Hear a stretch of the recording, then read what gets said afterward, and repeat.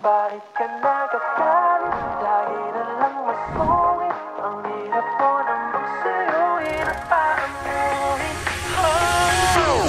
Di ko pa rin maintindihan ang dahilan kung bakit lagi ka nalang ganyan. Kahit na anong gawin ay mali pa rin. Pinipilit ko na lang kaintindihin. Di ka pa nahihirapan, lagi mo kong iirapan. Hindi lang masunod ang iyong gusto. Di ako nag-alinlangan, sundin ang iyong kailangan. Kahit alam ko na mahirap to. Bakit ka nagagalit? Lagi na lang masungit. Ang hirap mo namang suyuin at paamuhin. Pero kahit Nice! ka di Okay. ka pumapangit, Wow! natitig ka sa'kin. Kahit masungit, ikaw ang para sa'kin. Akin ka, di ka pigil kahit suyuin. Kahit paluhain, ikaw pa rin. I love. Yun! Thank you very much. Sobrang na-appreciate ko yung pabango. Napakabango niya. Nakakatuwa daw. Nagagalit, lagi na lang masungit. Ang hirap mo namang suyuin at paamuhin. Pero kahit nagagalit, o di ka pumapangit, natutunaw ako pag nakatitig ka sa'kin.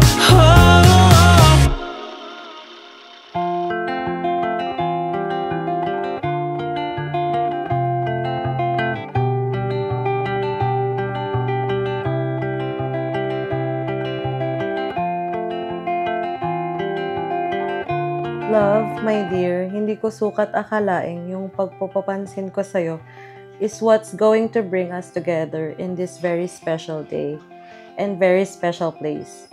Matagal ko nang pinapangarap ang araw na ito kasama ka dahil alam kong nung una pa lang ikaw na ang yung gusto kong makasama sa panghabang buhay. Kasagsagan ng paghahanda kong ipahinga muna ang sarili sa pag-ibig ay ang siya namang naging pagdating mo sa aking buhay.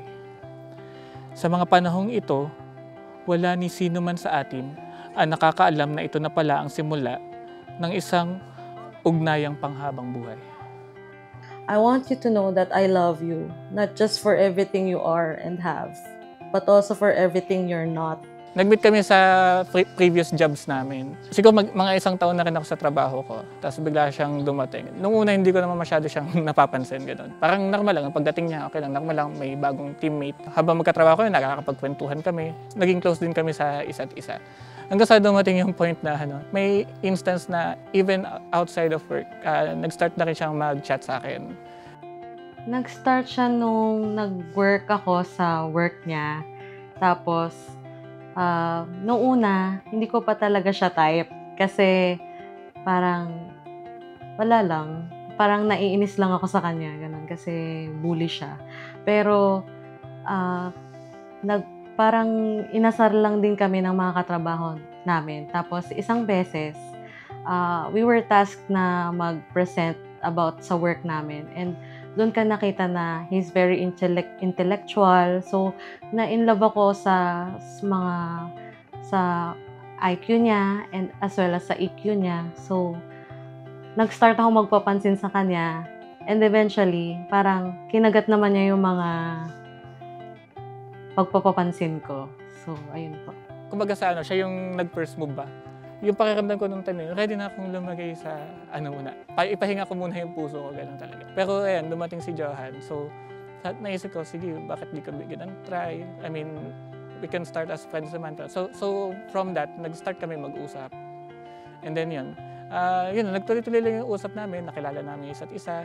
Finally, nandito na tayo sa sitwasyon na to and sobrang happy ako na you took a chance on me and you gave me a chance na maging partner mo and now maging wife mo.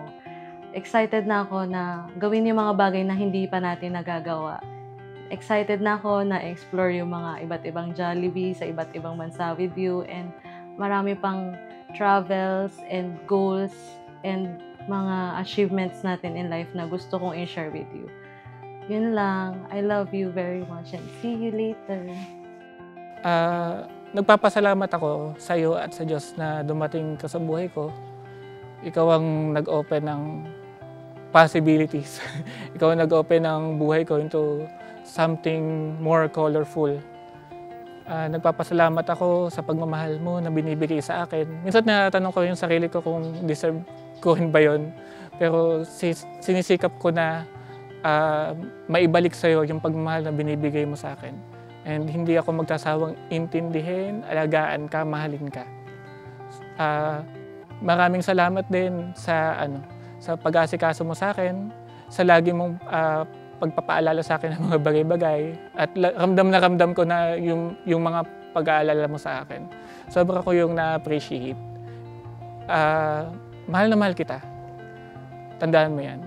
Kagaya ng sabi ko, ikaw ang aking laging palagi. Ikaw ang laging una sa akin. At hindi kita pababayaan. Way beyond the stars was a dream there waiting for a dreamer. Make some noise to Mr. and Mrs. Henry and Johansson. With Uba! just a spark in the open darkness of the ether, the world beneath her. I never could imagine how my life would change the day you came, and how all my fears and worries would just wash away.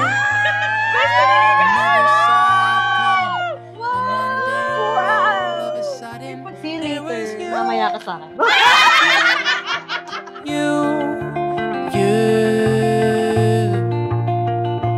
I don't have to live without you anymore. Johansson, do you take Henry here present for your lawful husband according to the rite of our Holy Mother Church? Yes, Father. Do you give yourself to him as his wife? Yes, Father. Do you accept him as your lawful husband? Yes, Father. Henry, do you take Johansson here present for your lawful wife according to the rite of our Holy Mother, the Church? Thank you, Father. Seen the flowers or a sky so blue. It's all brand new, like the sun on the horizon coming in. Thank you for always supporting me simula nung bata pa ako. Nung simula ako isinilang. Alam ko yung mga sacrifices na ginawa niya sa akin, and I think malaking lesson yan na pwede kong i-apply sa aking future family. I love you both so much. Love you. You.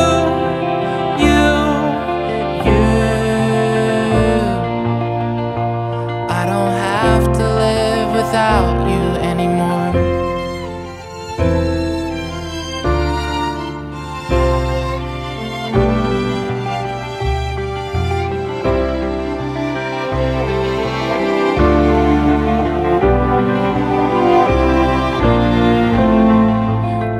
Saw it coming, then one day all of a sudden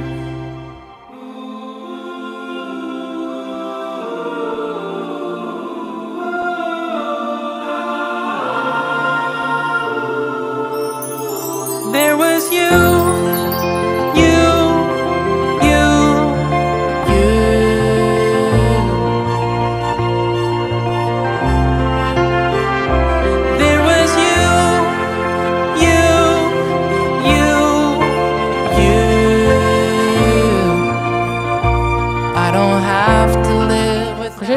Hiniling ko siya, and binigay naman siya sa akin. Hiniling ko yung klase ng babae na kagaya niya, and binigay siya sa akin. Sobrang thankful ako. I don't have to live without you anymore.